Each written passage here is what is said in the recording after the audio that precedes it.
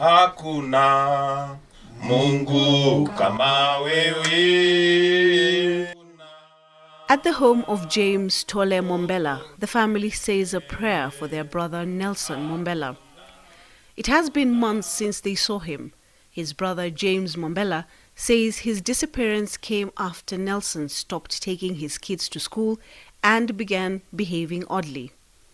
By that time, people didn't know about Mackenzie's teachings.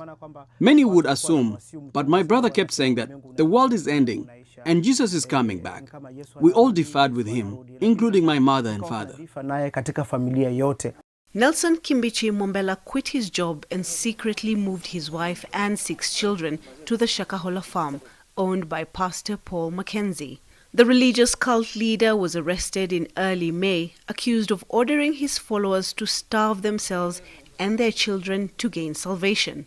It seems like they started training the kids slowly on how to fast. At one point, I asked my son if he was eating.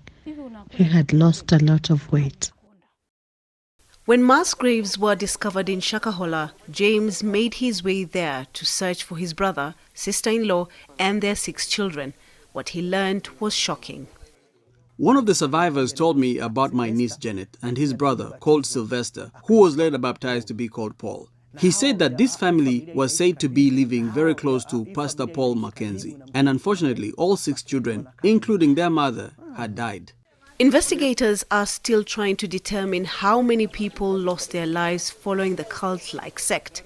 So far, they have uncovered more than 300 bodies. They also found personal belongings, including this Bible, belonging to a Mr. and Mrs. Nelson Kimbichi Mwambela. Nelson's mother says she misses her son. He was a very good boy. He was very quiet and very soft-spoken.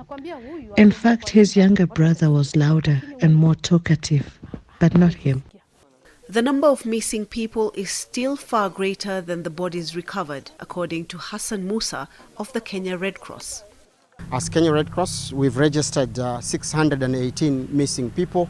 These are people reported by their family members that in one way or the other, they're either in Shakahola Forest or at the Malindi Sub-County Morgue. The family said they gave DNA samples to investigators in the hopes it could help them identify the bodies of Nelson and his family. Saida Swale for VOA News, Mombasa, Kenya. Mungu kama wewe.